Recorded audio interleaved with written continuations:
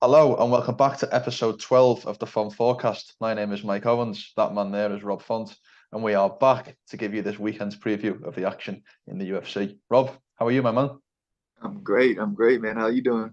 I'm very well, my friend. He's back out in Maine doing his thing while the boys are off gallivanting around South America. How's training campaign this week? Man, camp's great. I'm out here in Maine. I'm in Wells, Maine right now, but I'll be going to Portland, Maine tomorrow. So yeah, just been hanging out here. I've been wrestling a lot with my wrestling coach Jonathan Dupree. I'm getting a lot of boxing in. I got some solid sparring in this week. I'm going to the Portland boxing gym, I believe Tuesday to get some more work in.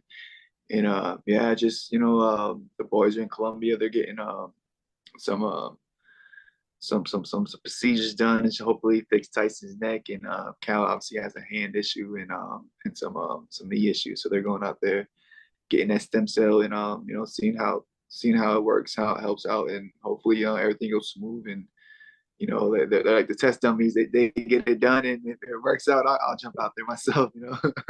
I've got a bad neck myself, so I might join you out there one day. But Yeah, yeah. nevertheless, UFC 290 just wrapped up this Saturday. I think it's only fair that we talk a little bit about what was a fantastic international fight week card. Give me your one standout moment, one standout performance. What was the biggest takeaway from you from Man, IFW? man, obviously, I think everybody has to think about the Robert Whitaker and obviously Duplessis fight. Mm, But the most inspiring fight I would say was the Brandon Moreno and Pantoja fight. That was a lot of like up and down, back and forth. A lot to learn from that fight as far as a fighter. But as a fan, man, I totally got that Robert Whitaker and Duplessis fight wrong. I did not see that happening, man. He came in there, he like Robert was having his way in the first like half of the first round, and then it seemed like like Dracus just came back and almost made him look tired going into that second round. Came yeah. back, got on top, um, like and then comes in the second round, drops him with a jab. You're like, what's going on? Like this Mm, is not real. And then obviously just aggressive killer instinct kicks in and he just finishes the fights. I love how he went to the body. He mm. yeah, he folded him, man. It was just not Robert Whitaker's night. And I think a lot of people got that one wrong. Well, we both did. We both picked Whitaker, if you remember, and I'd actually spoke to Duplessis on Yeah. numerous occasions, but obviously a couple of days before. So that says a lot about where my head was at. I think I completely agree. Fantastic performance from Duplessis, really, shutting a lot of the doubters up, which is the only thing you can do. It in some ways maybe a little bit similar to your performance with Yanis. People counting you out, people doubting you, and he goes in there and he does what maybe many people think he couldn't do.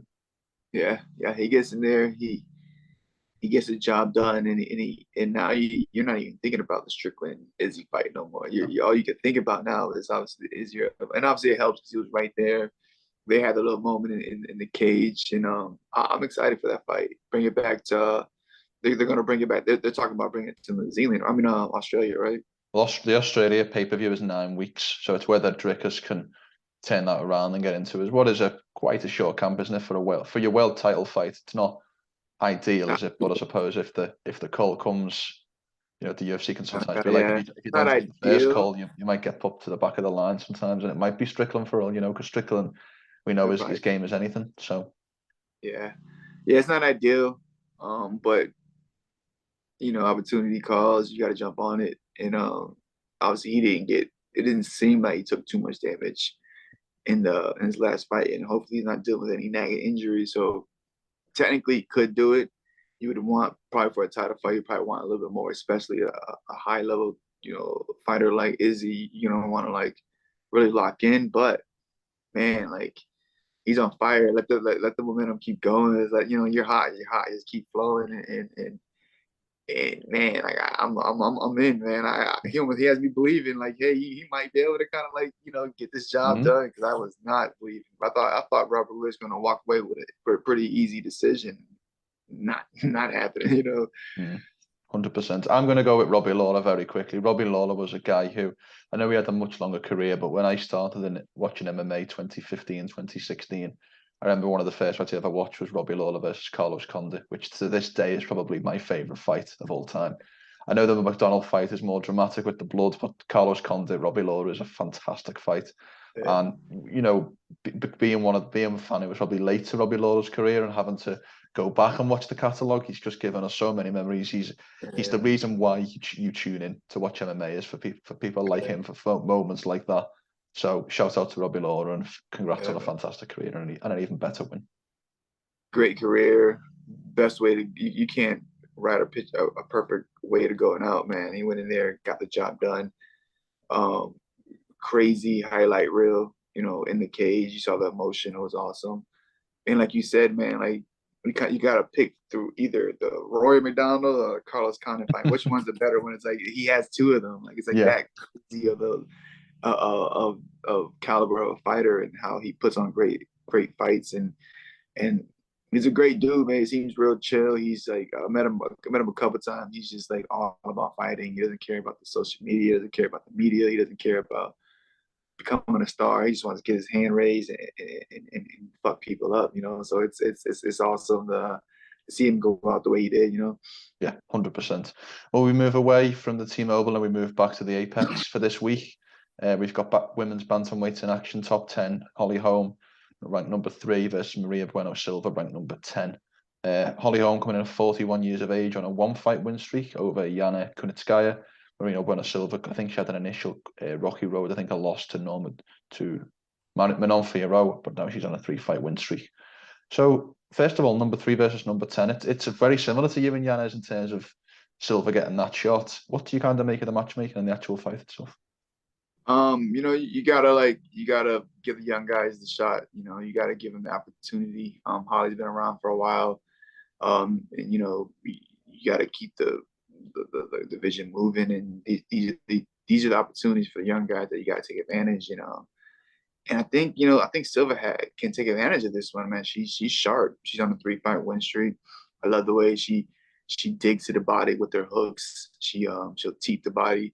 She'll obviously drop lots of leg kicks. She's mean in the clinch. She's on top. She's vicious on the bottom as far as being off her back. She's slick. But you need somebody to stay right in front of you to get those type of combinations off, and that's what Holly Holm. That's what she doesn't do. She's never in front of anybody. She's always moving. She's surprisingly real solid with her wrestling. I don't think too many people think of her as a wrestler, but she can wrestle. Her elbows are vicious. Her clinch is vicious. She had that little skid where I think went like 3 in a row where she lost back to back. But after that she figured it out. She's around high level champions like John Jones and all those people. So she's mentally she's getting all the right cues and getting all the right training and been around a lot of high level people. I mean guys, and she's beating some high level fighters as well. It's gonna be more of like how it comes out. If she's not moving, which she always is, it's going to be a lot easier for Silva to get off and get her kind of Muay Thai aggressive kind of. She kind of reminds me like an Aldo, like she's just right there, ready to go. Which is great and it's fun entertainment. But when you have that kind of stick and move kind of style, it's a lot harder. She looked good against I think it was who she fought, the Asian female she fought. Who she was in and out constantly, but Silva kind of stalked her down, put the pressure on her, hit her, got on top, and obviously won the decision. But Holly's on a different level when it comes to the movement, the in and out. Like if anything, for anybody, you want to learn how to move, you go look at some of her fights. So it's going to come down to that. And I kind of want to see Silva get in there and make it ugly, get in the clinch. Not get taken down as she does. Starts throwing up a lot of submission, but we don't want to see her get the takedown. I love the way she goes to the body. Hopefully she can cut her off without chasing her, land some power because she throws a lot of power shots too, and she's looking to finish the fight. Not too many people at that weight class are looking to finish the fight, and she's trying to finish the fight the whole time. And it's fun to watch. It's inspiring, and it's gonna be it's gonna be hard. I'm going with Silva on this one. Hopefully she can pull off the decision.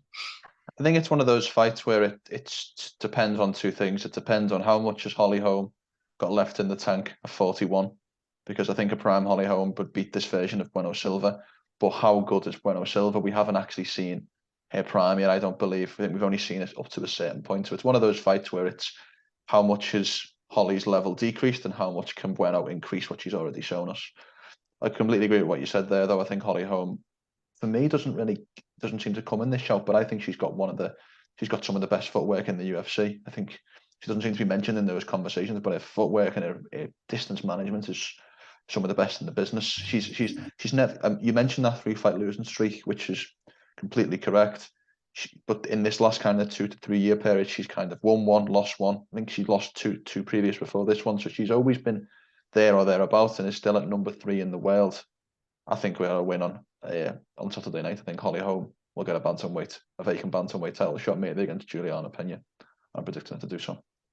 Yeah, and obviously she has a name, so they would like Pena versus Holm, and everybody would love to see that fight. I think Silva needs it to beat somebody like Holly Holm to kind of get in that conversation, and I think I'm pretty sure the UFC wants a newer, saying up and coming contender that kind of like get out there and shake it up and mix it up a little bit, and you kind of know what you're gonna get with Holly Holm.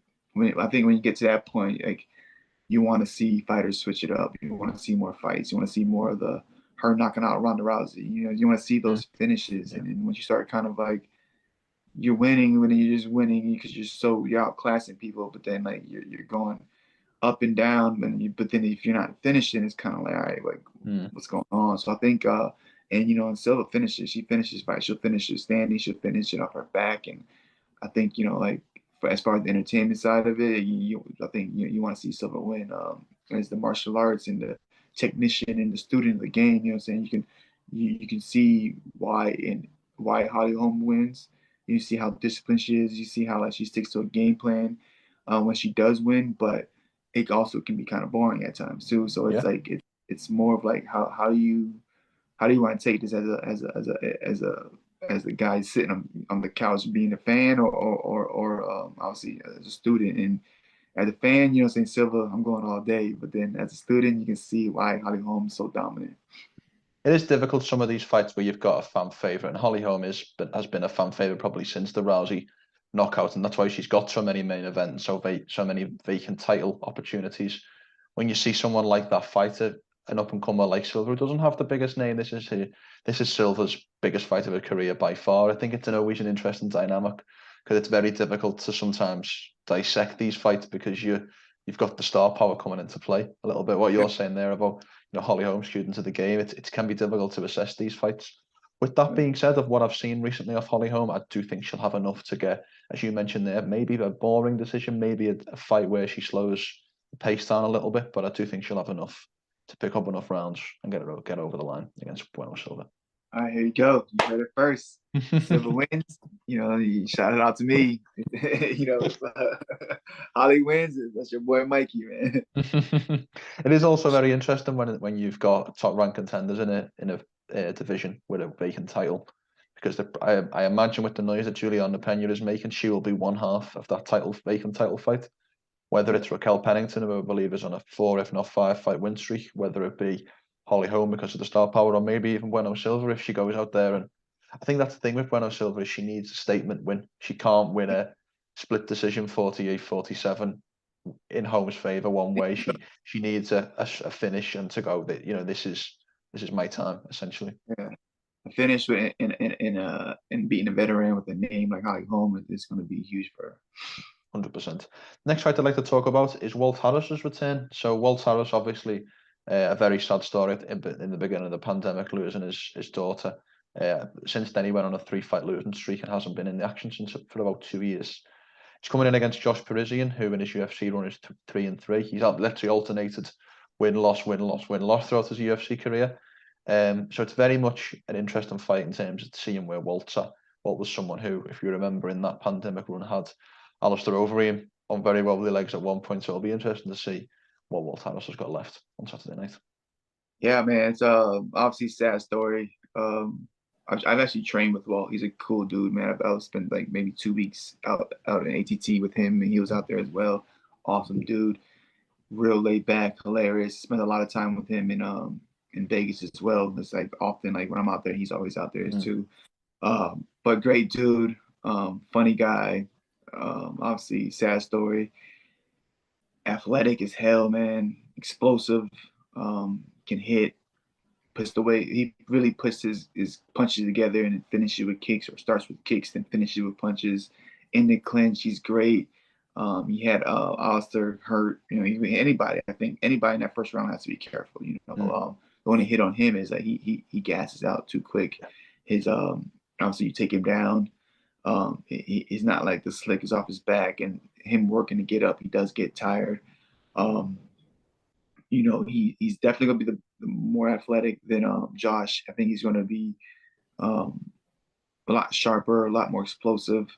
But I think that Josh is gonna be more durable. I don't think he's gonna get tired in the clinch. I think he's gonna be able to take more shots than Walt. I think he has that cool spinning back fist he throws out there. Like he knocked out my boy Greg Rebello. I was actually at that fight too. In one of the first Dana White Contender Series he fought. Oh yeah. He actually knocked out Greg Rebello, so it was kind of a sad day. But then my boy Parker Porter comes back and gets the decision and beats him. So it's kind of like I feel like this guy is kind of constantly fighting on my boys. But so he's been around. He's got a lot of shots. He's up and down the UFC, but he's tough. He's durable. He's gritty. He's fearless. I think it's gonna be one of those things that it's unfortunate if Walt doesn't knock him out in the first round. I think he can get a decision. And it's at heavyweight. Anything can happen at any time. But I think Walt's best chance of winning this fight is going to be the first round. I think he needs to stay away from the clinch with this guy. I don't think he needs to grapple with him at all. And then just stick and move. Don't do too much the first round for Walt. Stick and move. Keep your length. Use your power. And then when you hurt him, be smart. If you do hurt him. And as far as Josh, man, you got to weather that storm. Get in his face. Make it a rough, rugged fight. Make him grapple. Make him, get up off the canvas from exchanges. Put him against the fence. Make him grind, and then he'll have more success. But I'm going with Walt Harris on this one. First round knockout. He's getting back. He's getting back in that win column. It's been a while for him. It's obviously he dropped 3 in a row, but I think he had the time off. I think this is like a great, perfect opponent, perfect matchup for him. But he just got to be real sharp in that first round, man. Well, Walt Harris dropped 3 in a row, but he dropped 3 in a row to Alistair Overeem, Alexander Volkov, and Marcin Tybura, who, top ranked guys. And I'm not saying that Josh Parisian isn't quality, but that is obviously a step below in terms of what Parisian's been able to do. I think you're completely right. I think it's one of those fights where it's Harris early or Parisian late. Now, Walt could surprise us and pick up enough, get enough clean work done to win on the scorecards. But I think you're right. I think if Walt's best chance are in those first 5 minutes, and I think he's going to get it done. I think the level that Walt's shown, obviously, the bigger question with Walt is the fact that we haven't seen him for 2 years. But what I will caveat that by saying is he was one of John Jones's main sparring partners for his return back in March. So he will have been fit certainly January to March, and with any luck, he will have carried that on throughout the rest of the year. And I predict he gets it done in the first 5 minutes. Yeah, he's out there. Do you know if he's still out there in Albuquerque right now? I'm not entirely sure, but I do know that 2 of John's main training partners were Walt and were also Maurice Green. Maurice Green's had a couple of fights on the PFL as well, so I can only presume. Well, you would like to think that little team have stuck together and all helped each other out, and obviously Walt's finish will be there if it has. Even had Mike Rodriguez out there. He had Mike Rodriguez, Maurice Green, obviously John Jones, Walt Harris, a solid group, big dudes, all athletic, all finishers. I like it. It's just one of those things, man. I don't even want to see him train Muay Thai just get to the state of conditioning and get in shape, but then also know how to use it. Because one thing to get in shape, but if you do too much, no matter who you are, you're still gonna get tired. But once he figures that out, he's dangerous, man. He's gonna be dangerous, bro. Yeah. So excited. I'm so excited for him to come back. See, I can imagine going through what he went through and then trying to fight still, So that had to put some, some mental blocks in there somehow. But hopefully, he's figured that out and he gets back in that win streak, I'm definitely rooting for him. Yeah, I think we both are, definitely. Last fight I want to highlight opens up the main card. 2 guys who I like a lot. Actually, I've had multiple chances to speak to both of these guys. Terrance McKinney T-Rex, the guy with the 7-second knockout in his UFC debut. I think that's what he remembered most for. Coming in against Nazim Sadykhov, who's just coming off his first win in the UFC. I believe it was a TKO, Dr. Stoppage due to cut. So this is a really interesting fight. I've had the chance to speak to Terrance on multiple occasions. I don't know if you know either of these guys. Terrance, uber confident as always. Spoke with Nazim for the first time this camp, also super confident, believes he can out-technique T-Rex, maybe not get into that bloodbath, that blood and guts war, because we know that Terrance has power. It's one of these fights. To me, this has got fight of the night written all over it. I think this is going to really, really steal the show early. Yeah, man. Terrance starts off fast. He just starts off fast. He's aggressive. He's explosive. He's, obviously athletically gifted. He seems like a big dude. Seems like he's strong. Wrestling background. Southpaw, but it seems like he switches back and forth here and there, but mainly southpaw. But it just it's hit or miss. Either he kills you and you kill him. You know, he literally has never went to the scorecards. He's either stopped every opponent or been stopped. I think he's got 6 or 7 losses on his record as well. So it's definitely exciting. It's one of those all right, we'll see. We'll see what's happening. It's gonna be one of those, one of those first rounds that could just be remembered for years, because he just brings that type of energy. Just with him, with those type of dudes, they worry me, because it's you just never know. I'm just there for all right, let's see how this plays out, because I would hate to be that guy's coach, because it's kind of he probably doesn't listen. He probably just goes out there and just does whatever he wants.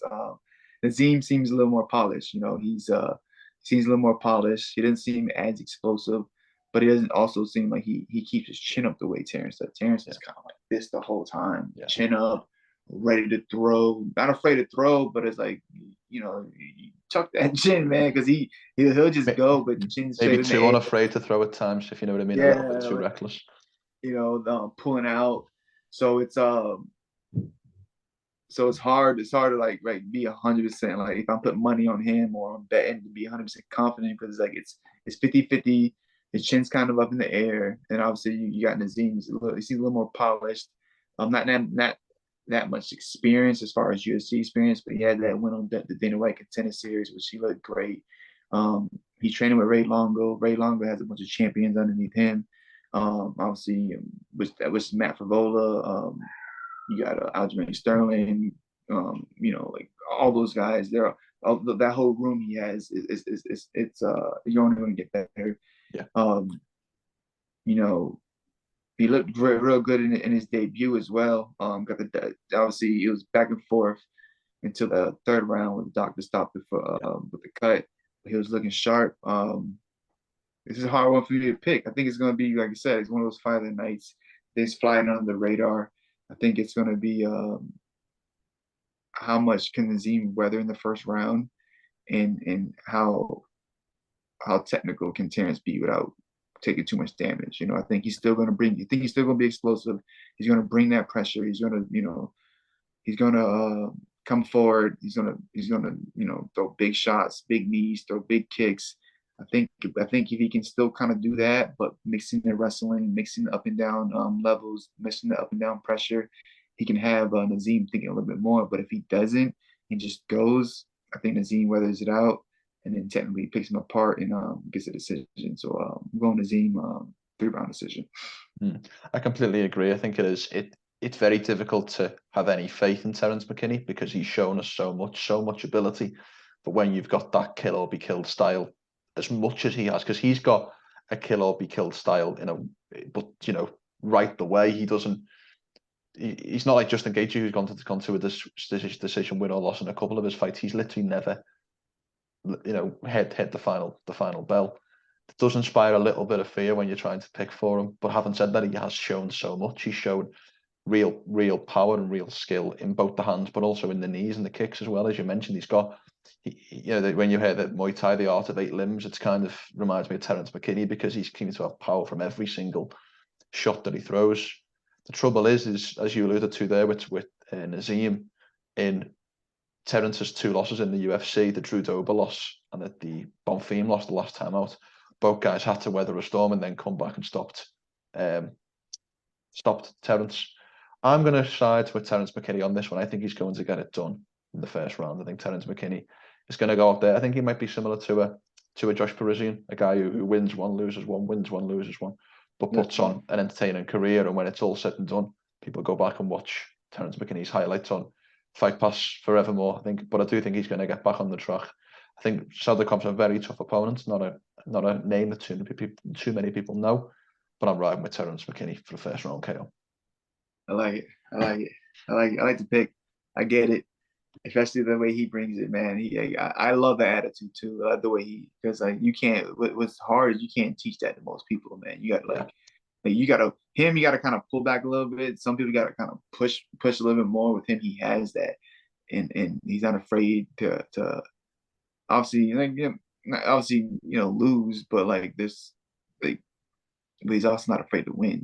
Like there's like this weird thing of like some guys they're a little afraid to win.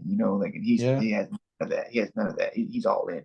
He's all in. His belief in himself is you can tell is high and yeah, and I think he probably the like he has the most first round like he's probably one of the funnest fighters in the first round you can watch. Yeah, completely agree. So you're going with Sadykhov, you said, by decision?